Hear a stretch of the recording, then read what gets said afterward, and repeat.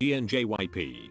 Usually when a group debuts, the K-pop industry will warmly welcome them, but BTS were outsiders because they produced music that didn't carry the typical K-pop sound. Their music bashed so many different forms of society and they were trying to thrive with that raw meaning in their music in an industry that was incredibly superficial.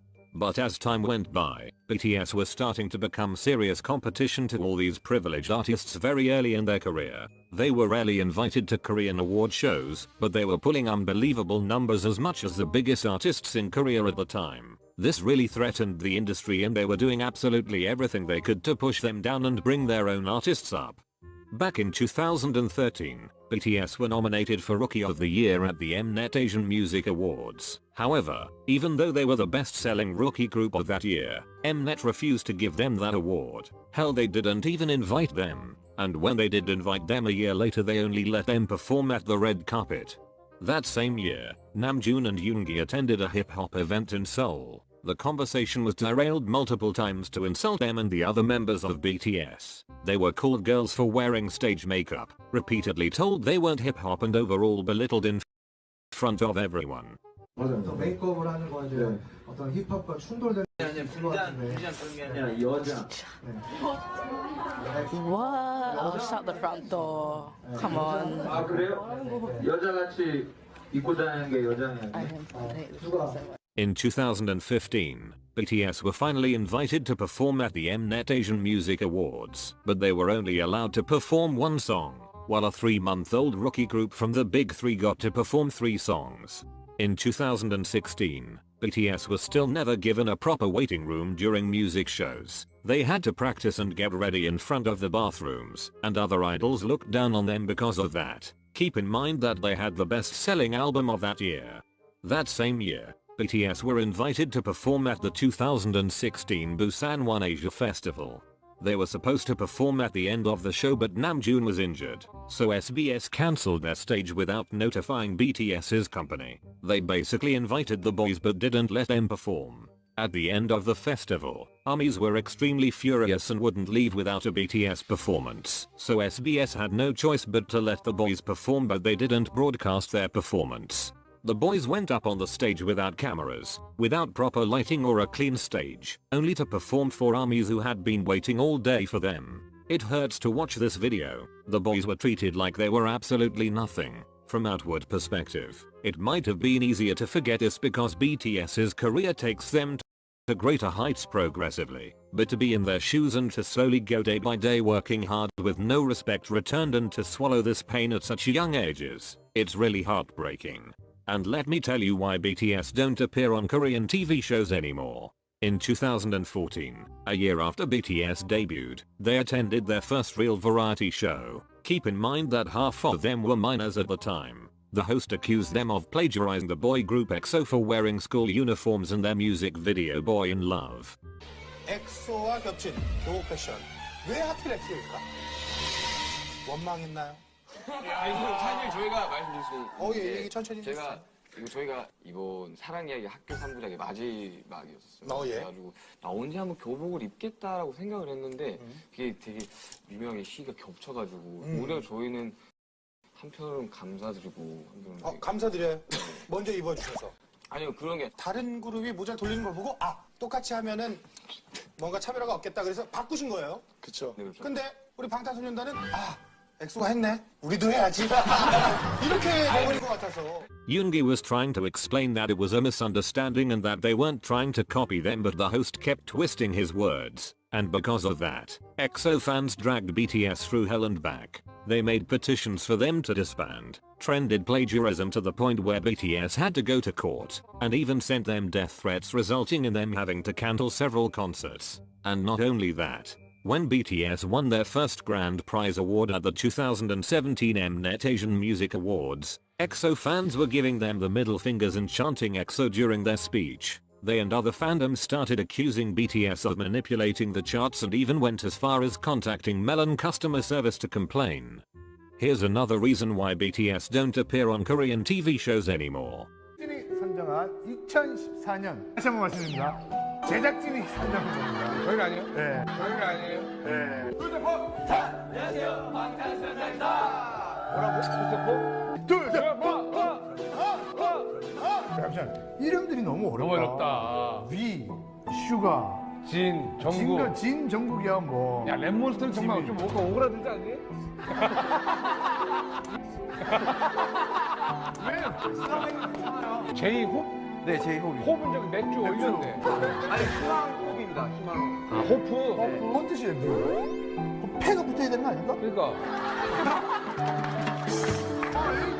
에이스 어떻게 지내? 빨리 갔다 오지 않았어? 니네 뭐라 그랬지? 어쨌든 뭐. 데프콘 형이 너무 좋아. 왜? 왜? 난 네가 안 좋아. 안 좋아. 왜?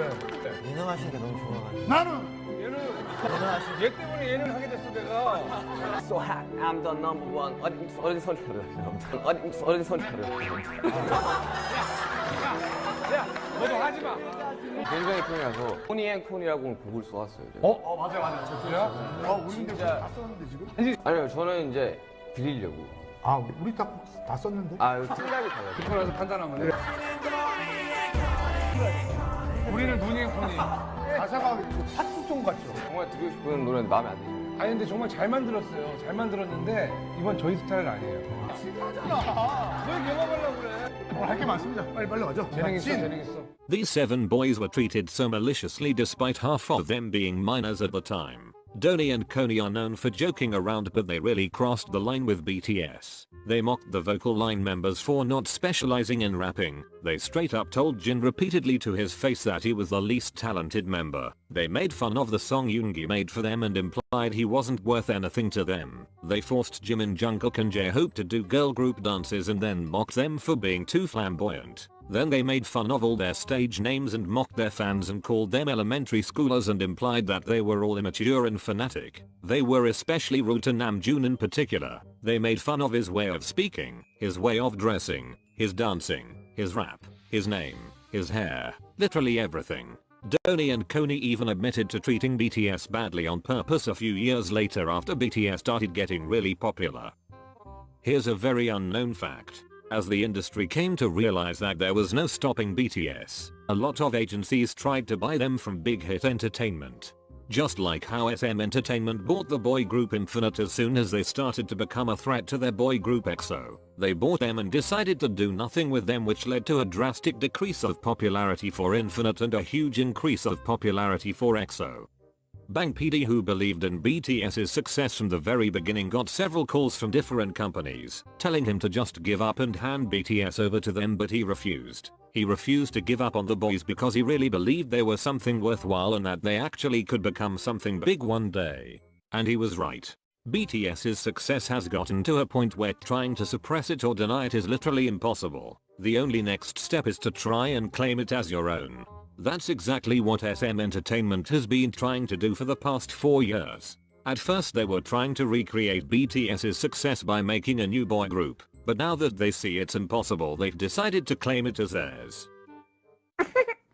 That is not correct. The truth is that if SM Entertainment never existed, BTS would have become successful a lot earlier. Not only did BTS have to fight their way into the music industry as Koreans singing in a foreign language, but on top of that, they had to deal with a massive prejudice against them because of the image K-pop has, and that horrible image is all thanks to SM Entertainment. So it's really funny to me when they try to take credit for BTS's success when they are the sole reason for every single bad stereotype the West has about K-pop. The whole manufactured puppets, slave contracts, forced plastic surgery, dating bans, extreme diets and more dates, all back to them. Without K-pop attached to BTS's name, they would have had it so much easier. SM Entertainment has been their biggest roadblock. The K-pop industry had no part in BTS's success, considering how they were the ones trying so hard to shut them out. BTS are not only being mistreated by the K-pop industry, they are being mistreated by the whole music industry. Even BTS themselves know this. Since we're like aliens to the music industry for America, so we don't know if there's a place for us or not. The boys know they are being alienated in the Western music industry. Namjoon was being straightforward with the system. He has realized that the system won't change despite how much they deserve it. I'm honestly proud they're starting to stand up for themselves. They stood up for themselves back then, but only by working hard and ignoring those who disrespected them. But now they're in a position where they can speak loudly about this. They know the racial barrier they are facing despite their talent and achievements, and they are not afraid to talk about it. BTS are fed up and we love to see it. This whole video proves how it's really just ARMYs and BTS against everyone else. From the beginning till now, it's always been that way. BTS has the Western media, Korean media, K-pop stans and Western stans against them, all never showing BTS the respect and acknowledgement that they deserve and sabotaging them to surround their name with negativity. The whole industry neglected and refused to acknowledge BTS as artists. That is why they made their own way and paved it smooth and shiny.